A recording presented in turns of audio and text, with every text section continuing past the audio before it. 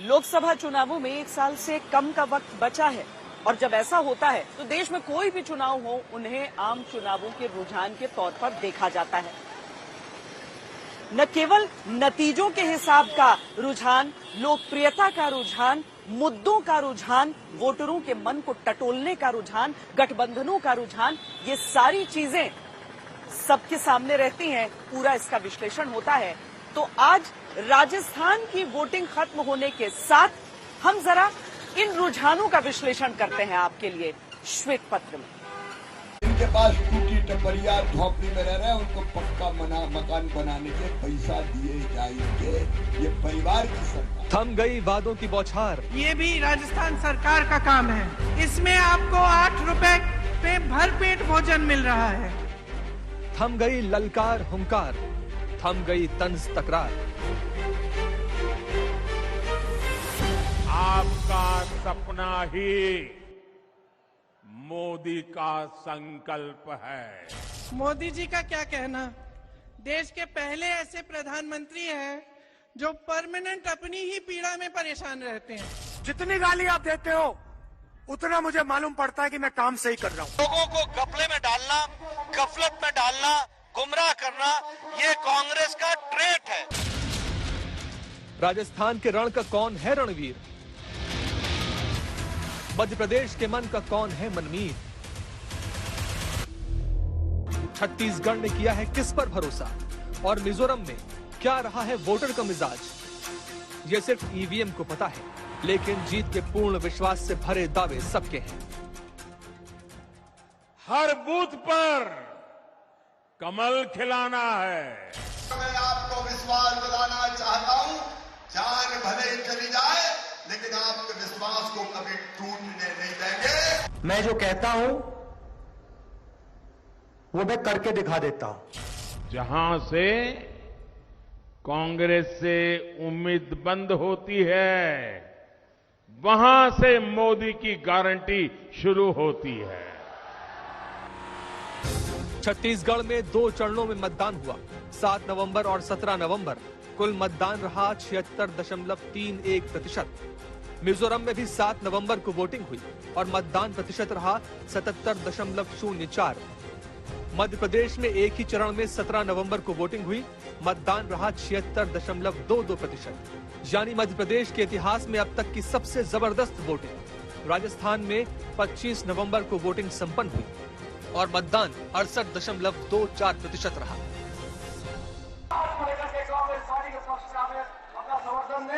मैं तो खुलेआम चर्चा कर रहा हूँ, बता दे कांग्रेस कभी दिया हो तो। अब सारे चुनावी पंडितों और आम जनता के बीच चिंतन मंथन इस बात को लेकर है कि इन चुनावों में बम्पर वोटिंग से किसे फायदा होगा।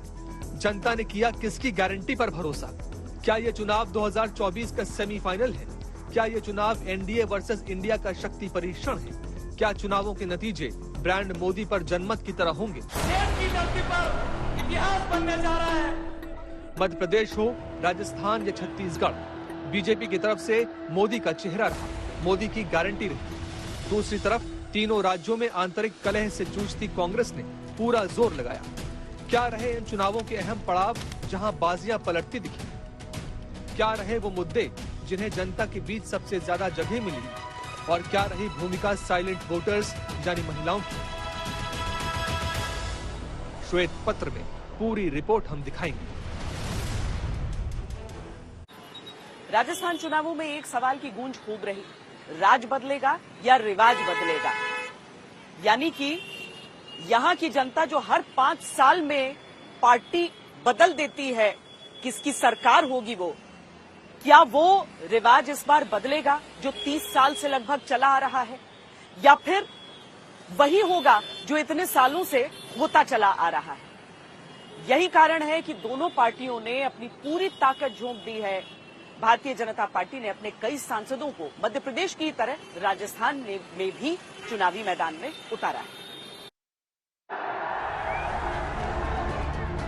ये भाजपा का ट्रैक रिकॉर्ड है कि भाजपा जो कहती है वो करके दिखाती है।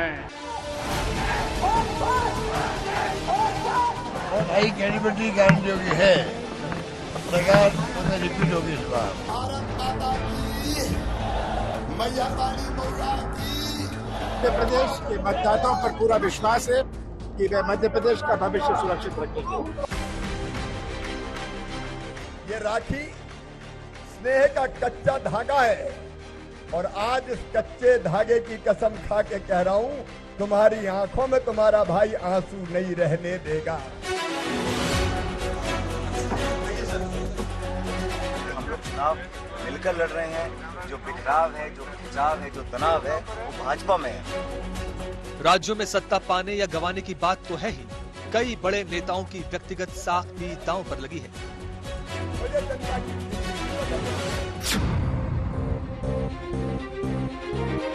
मध्य प्रदेश में बीजेपी ने भले ही शिवराज सिंह चौहान को मुख्यमंत्री के तौर पर जनता के सामने न रखा हो, लेकिन उन्होंने करीब 165 चुनाव प्रचार जनसभाएं और बैठकें की। हर क्षेत्र तक खुद पहुंचे। बीजेपी जीती तो शिवराज का राज्याभिषेक फिर होगा या नहीं ये कहा नहीं जा सकता, लेकिन उनके राजनीतिक भविष्य के लिहाज से चुनावों का नतीजा बहुत मायने रखता है। समय देने के लिए यहाँ पधारे।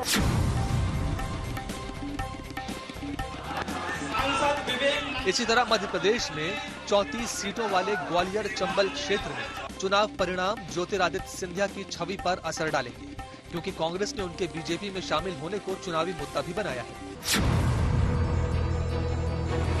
भाजपा को जिताओगे, जिताने के लिए घर घर जाओगे। नरेंद्र सिंह तोमर बीजेपी की चुनाव अभियान समिति के प्रमुख भी हैं और केंद्रीय मंत्री भी। विधानसभा दिमनी से प्रत्याशी भी हैं। तोमर को शिवराज के विकल्प के तौर पर भी कहा जा रहा है, लिहाजा ये चुनाव इनके राजनीतिक भविष्य के लिए बेहद अहम है।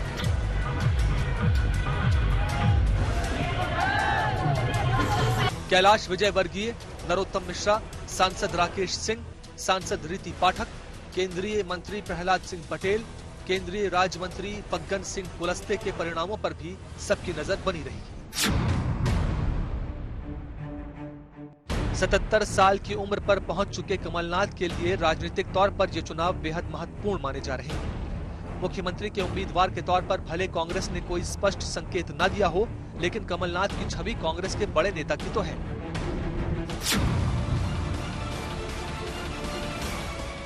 दिग्विजय सिंह के शासन को बीजेपी ने चुनावों में मुद्दा बनाया था।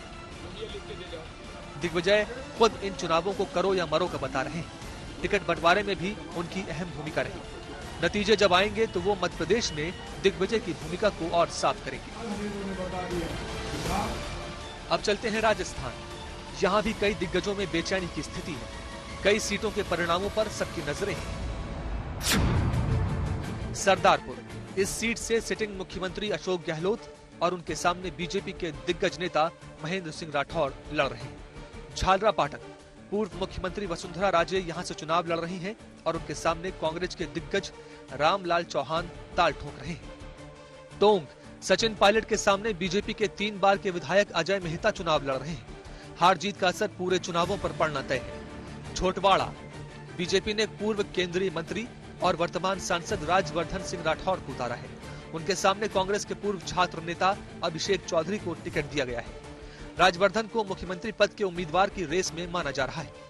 विद्याधर नगर, यहां से बीजेपी ने राजकुमारी दिया कुमारी को चुनाव लड़ाया है। सामने है कांग्रेस के सीताराम अग्रवाल, जो अपने पिछला चुनाव सिर्फ 31 वोट से हारे थे। नाथद्वारा, यहां से कांग्रेस के दिग्गज नेता सीपी जोशी चुनाव लड़ रहे हैं। उनके सामने है महाराणा प्रताप के वंशज विश्वराज सिंह मेवाड़। 30 साल की परंपरा, सब बात करते हैं इसके बारे में, लेकिन परंपरा है। लोग भी कहते हैं कि हम 5-5 साल के लिए लोगों को चुनते हैं। तो पिछली बार चुनाव प्रचार करते हुए ज्यादा दिक्कत हुई थी जब सत्ता में वापस लौटना था, या इस बार जब बचाना? पिछली बार का जो चुनाव था उस समय हम लोग विपक्ष में थे, और जो 5 साल का उस समय का कार्यकाल था 2013 से 18 का, उस समय कांग्रेस पार्टी के 200 में से 21 विधायक थे। बीजेपी का प्रचंड बहुमत दिल्ली और जयपुर में था, और लोग कहते थे कि कई दशकों तक कांग्रेस नहीं आएगी। तो वो 5 साल का जो सफर, संघर्ष और जो वो समय था वो बहुत चुनौतीपूर्ण था।